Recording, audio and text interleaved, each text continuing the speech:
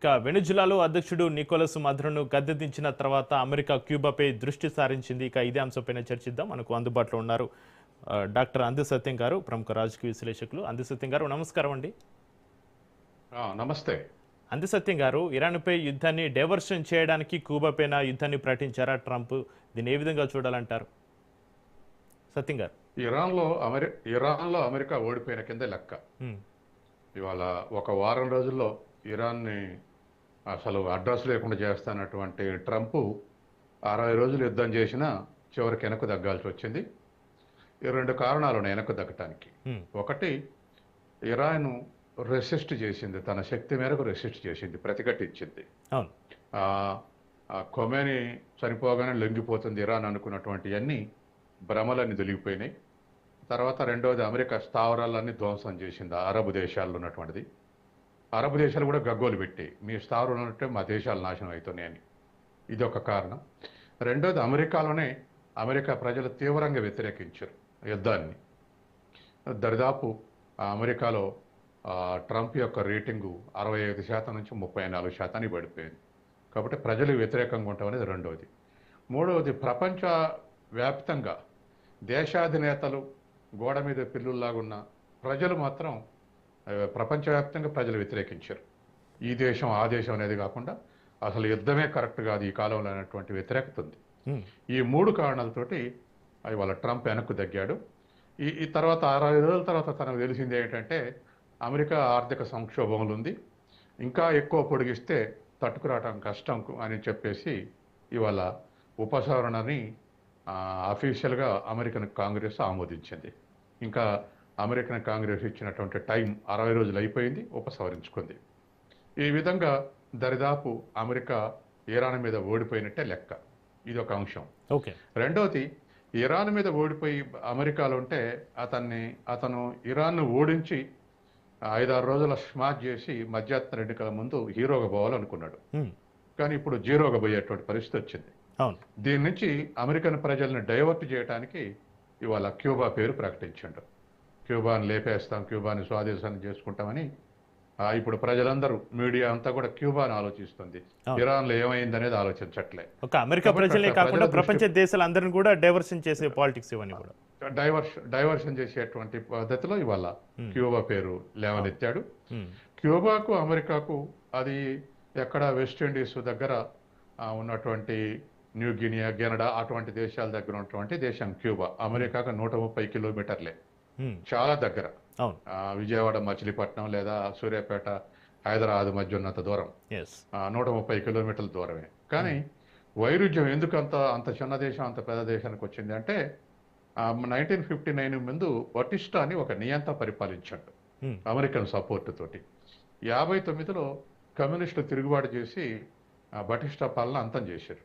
Federal Castro దానికి నాయకత్వం వహించాడు 59 నుంచి.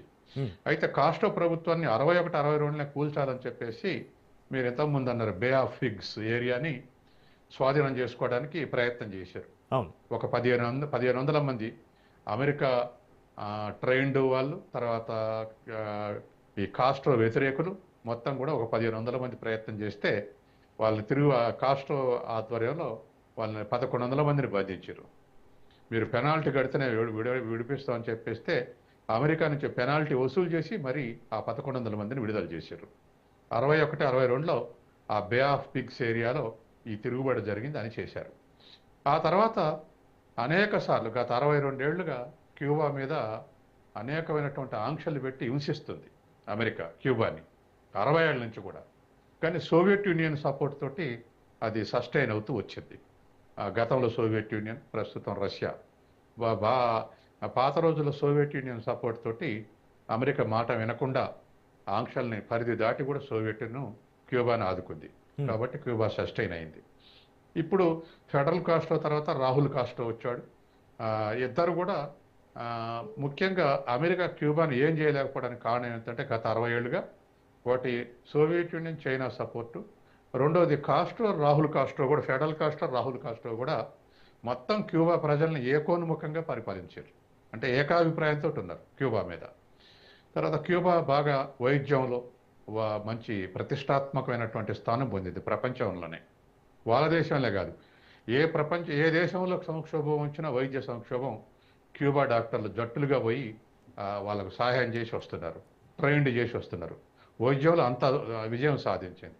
అట్లాగే పబ్లిక్ సర్వీసెస్, ముఖ్యంగా ఇది ప్రభుత్వ వైద్యంలో ప్రపంచవ్యాప్తంగా ప్రఖ్యాతి గాంచింది. అలాగే చెరకు ఉత్పత్తిలో ప్రపంచ ప్రఖ్యాతి గాంచింది. ఇట్లా అనేక రంగాల్లో ప్రపంచ ప్రఖ్యాతి గాంచింది. ఇప్పుడు గనక ఈ అమెరికా ఆంక్షలు లేకుంటే డెవలప్డ్ కంట్రీగా క్యూబా మారేది. కానీ దాని గ్రోత్ రేట్ ఇవాళ మైనస్ ఉండేటట్టు, దాని ఎగుమతులు లేకుండా, దాని ఇతర దిగుమతులు లేకుండా నిన్న ఇంకో ఆంక్షలు ఏం ప్రకటించిందంటే అమెరికా బ్యాంకుల ద్వారా, అమెరికా ఫైనాన్స్ ఇన్స్టిట్యూషన్స్ ద్వారా క్యూబా నుంచి ట్రేడ్ చేసినటువంటి వ్యక్తులు, సంస్థల యొక్క ఆస్తులు కూడా స్తంభింపజేస్తామని ప్రకటించండి. దాంతో మరిన్ని ఆంక్షలు పెరిగినాయి. దరిదాపు క్యూబాలో స్టార్వేషన్ ఉండేటువంటి పరిస్థితి వాళ్ళ అమెరికా సృష్టించింది. క్యూబాలో ఉన్నటువంటి కమ్యూనిస్ట్ పార్టీ వెనకాల ఉన్నటువంటి దరిదాపు వాళ్ళ జనాభా 10.1 మిలియన్స్, అంటే దరిదాపు 1 కోటి జనాభా ఉన్నారు. అటువంటి క్యూబా ప్రజలందరూ ఏకోన్ముఖంగా అమెరికా వ్యతిరేక వైఖరి కలిగి ఉన్నాడు. తర్వాత ఫెడరల్ కాస్ట్రో మీద దరిదాపు బహుశా 50-60 సార్లు హత్యా ప్రయత్నం చేసింది అమెరికా CIA ద్వారా. అయినా ఫెడరల్ కాస్ట్రోని చంపలేకపోయింది. కాబట్టి ఇప్పటి వరకు కూడా క్యూబా ప్రజలందరూ ఐక్యంగా కమ్యూనిస్ట్ పార్టీ వెనకాల ఉండి అమెరికాని ప్రతిఘటించడంతో అక్కడనే భేదాభిప్రాయాలు తీసుకురావటం, కౌంటర్ రెవల్యూషన్ తయారు చేయటం, బయట నుంచి అటాక్ చేయటం, ఇట్లా అమెరికా చాలా ప్రయత్నాలు చేసింది 20 ఏళ్లలో, కానీ సాధ్యం కాలేదు. ఇప్పుడు మళ్ళీ ట్రంప్ అగ్రెసివ్గా దరిదాపు బహుశా ఇంకొక మాట వాడాలంటే సిగ్గు విడిచి అంటారు ప్రపంచ ప్రజలందరూ కూడా. ఏ దేశమైనా నేను చెప్పినట్టు వినాలే, అమెరికాని ఎదిరిస్తే ఇదే గతి పట్టుద్ది, మధురను ఎత్తకెళ్ళినట్టు అందరిని ఎత్తకెళ్తాం, ఇటువంటి పరిస్థితి ఉంది. దరిదాపు ఒక 4-5 దేశాలు తప్ప, America, Russia, China, India, Brazil, ఇటువంటి 4-5 దేశాలు తప్ప అన్ని చిన్న దేశాలే ప్రపంచంలో. మరి చిన్న దేశాలు సర్వైవ్ కావద్దా? చిన్న దేశాలకు సావరింటి ఉండొద్దా? ఈ పెద్ద దేశాల ఆధిపత్యంలోనే నడవాలా? ఇదంతా కూడా ప్రపంచాధిపత్యానికి కాలు దూకుతున్నటువంటి పరిస్థితి. తర్వాత యుఎన్ఓ చార్టర్ కూడా ఇది వ్యతిరేకం.